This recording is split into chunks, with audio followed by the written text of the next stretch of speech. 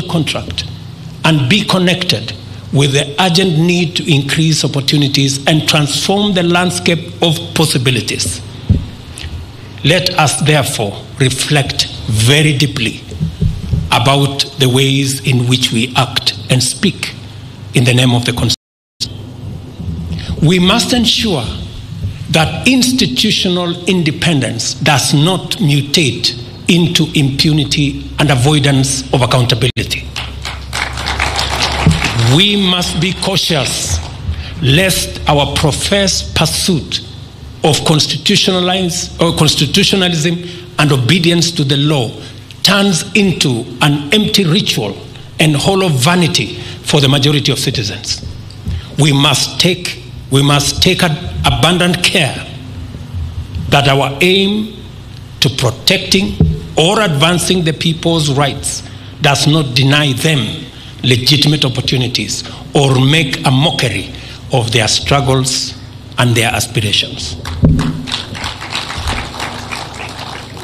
Ladies and gentlemen, this is what happens when a public servant enjoying a house mortgage at 3% interest makes a decision to frustrate the housing program, robbing millions of young people employment prospects and denying millions of Kenyans the chance to own a home like them.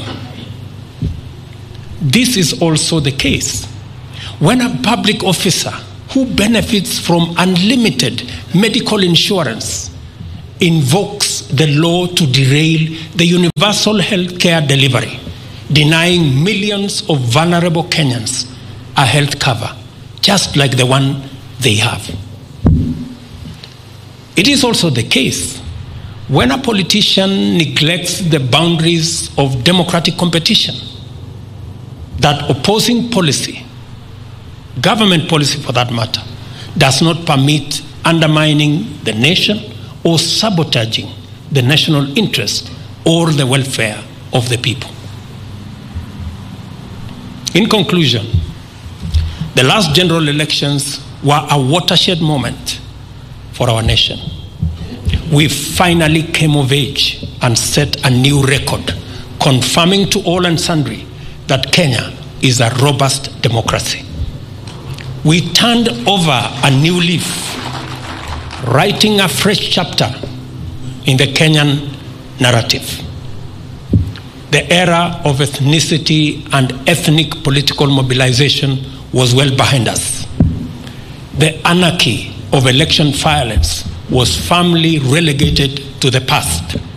And more importantly, the people, not the system, had the final say. This new narrative of a new Kenya is what we have built upon for the past 1 year. We have established a new profile for Kenya, providing regional and global leadership, highlighted by hosting the first ever Africa Climate Summit. Nairobi is recognized now as the best city to visit in 2024 by the US-based travel agency Lonely Planet.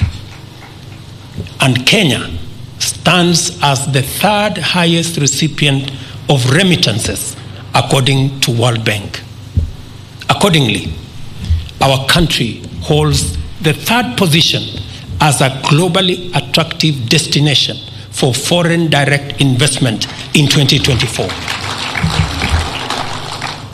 Kenya has also achieved the status of the best adventure tourism destination in Africa and ranks 10th globally. With our newly crafted global positioning as the home of humankind and a visa-free regime, we are poised to double our tourist arrivals, expand opportunities for thousands of hospitality facilities, and create millions of jobs.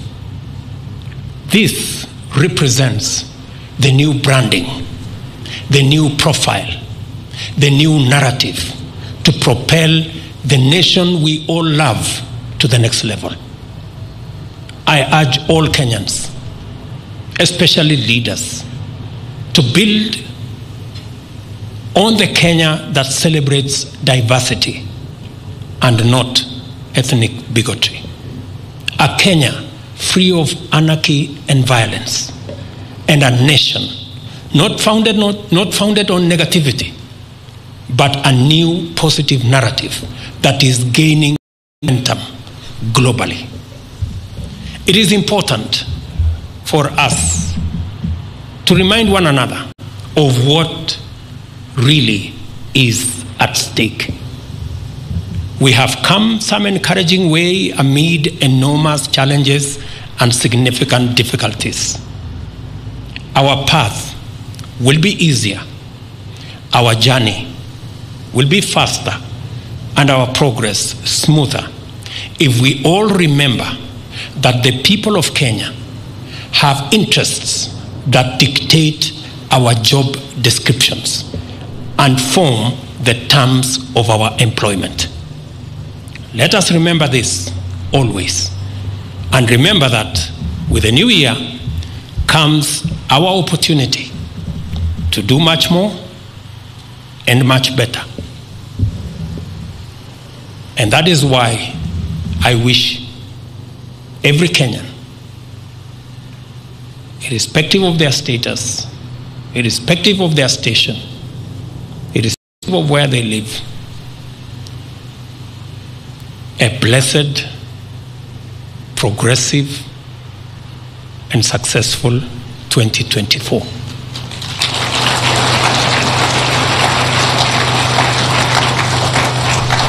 Na nitarudia niseme kwa Wakenya wote, mahali popote mlipo,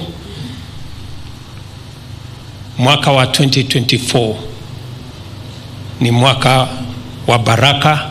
Mungu ametupatia taifa, ametupatia nchi yenye baraka nyingi, ametupatia mambo mengi.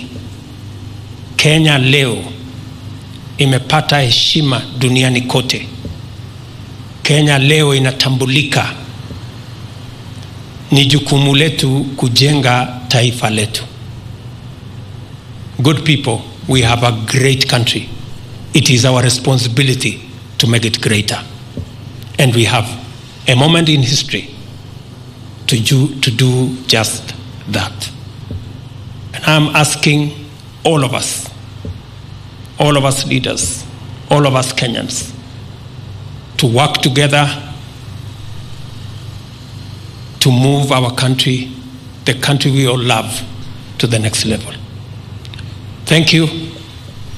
I again wish each and every one of you a great year ahead, as I ask the people of Nakuru who lost some family members today, that we ask God to empathize with you as we empathize with you, that God is going to give the grace to the families that lost their loved ones today in Nakuru County, and those that did in Nyeri and a few other areas during this season. We wish them God's grace, and that God will comfort them and give them safe passage, even as we celebrate the new year. We stand with the families who have lost their loved ones.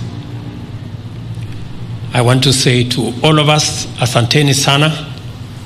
I know we will be here for a while as we wait for for midnight.